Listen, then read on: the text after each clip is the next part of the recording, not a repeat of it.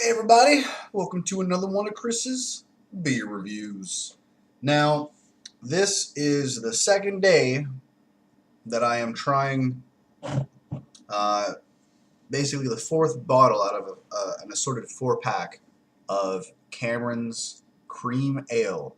Now, I've had this very much in the past and I did not like it.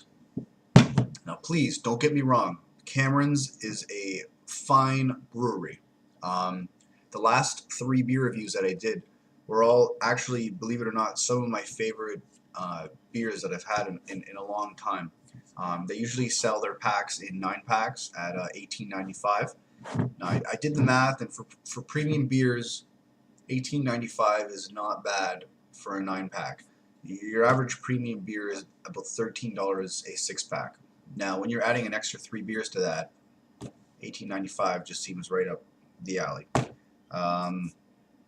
Now, one of the things that I forgot to mention on all of the other beer reviews is that the 4-pack itself is $8.95. So, after thinking about the math that I've just basically gone over with you, 4 beers at $8.95. What is that? Then if you were to buy 8 beers, that would be what, like, $17, $18. I'm not thinking about the math. I'm just guesstimating here. So for that 9-pack, you're not really losing out on anything. It's not a bad investment. I just probably wouldn't recommend getting the cream ale as the first Cameron's 9-pack you purchase. So anyways, that was my past review. I'm going to go over a couple of the things on the beer here. It's a 5% ABV beer, and just like the other 3 beers, it is a 341 milliliter bottle. We're a small craft brewery as dedicated to extraordinary beer as you.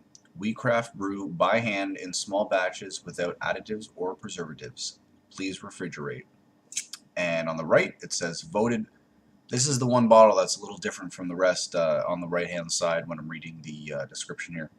Voted best beer by Toronto Life magazine. This elegant ale is crisp and refreshing with a decisively smooth finish. Enjoy. This is from Oakville, Ontario, Canada. And just like the other 3 beers, we got a guy who's holding a big bundle of wheat on his shoulder. So, twist top. Ooh, look at the bubble. Oh, that was actually pretty cool. I might watch that after. It was like for the first time in my entire life, I had a bubble, and the bubble just poofed into smoke. That was some sexy shit right there. All right, I'm going to be pouring it into this tulip glass that I've been rinsing ridiculously. And just so everybody knows, proof, okay? Between all of my beer reviews, I eat bread, okay? I try to clear my palate so that it is not being tainted by the other beers. And I'll probably do 2 or 3 beer reviews at the most in one day. Okay. Here is the cream ale. The cream ale smells good. It smells creamy. No joke. You get a very, very, very foamy head. You have a white, very white head. It's not really being manipulated by the color of the beer below.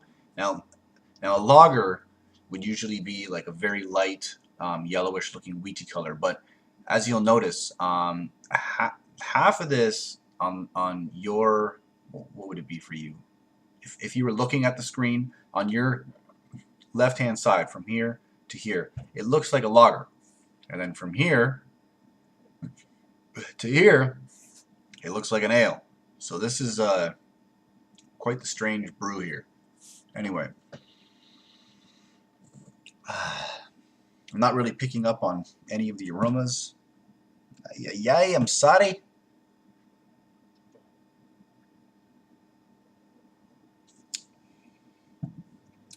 Okay, I totally taste the cream ale. The cream ale tastes a lot like Sleeman's cream ale. If you ever had that, it tastes a lot like that. Um, it's not as bad as I remember, but if I had to pick, to this day, if I had to pick the worst out of the four flavors, I still say that the cream ale doesn't really do itself much good. It's not bad if you like that kind of cream. See, cream ale beers usually have this aftertaste that kind of like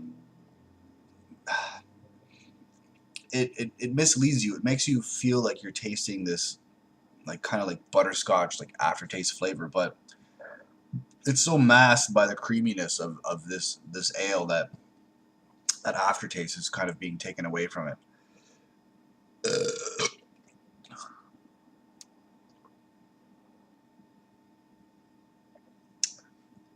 I don't know if I mentioned this, but this is a 5% ABV beer.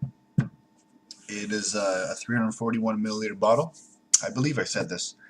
341 milliliter bottle is basically the way that all the beers are distributed. And in one of my reviews, I forgot to say this properly, but on the box it says brewed by a beer connoisseur, not by an accountant. So somebody's got some balls.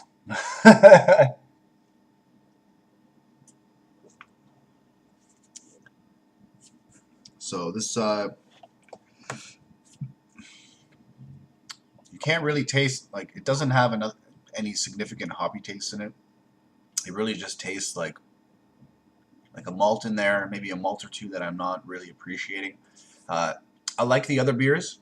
The head is lasting quite significantly, and more importantly, you can recreate head in this beer. I don't know if that's because I'm pouring everything into a tulip glass, but I'm really getting the impression that these Cameron's beers are made well enough that all of them can basically hold their head very well, and you can recreate head by swirling the beer around, which is also another magnificent characteristic.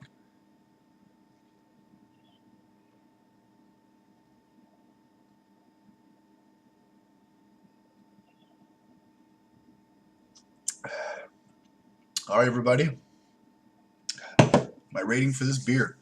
You know, I really wasn't a fan of it back in the day, but it is still better than your average beer. Um, I'm sorry for the inconsistency, but back in the day, when I'm talking back in the day, I'm talking about before beer reviews. I've done about 120, 125 beer reviews now, and I've developed, this. I don't know how to explain it. I'm certainly not bragging. I don't want anybody to think about that, but I can definitely say that my palate has developed, and I've been able to uh, pick out things that I don't think I ever would have been able to pick out in beer testing, like in my life. So that's definitely something that beer reviewing has benefited me. Anyways, people, ramblings are over. Don't drink and drive, but drink responsibly. Cheers. Oh, wait. Did I give it a rating? I didn't give it a rating. I just said that it was going to be above average. So I'm going to give it a 2.8 out of 5. Take it easy.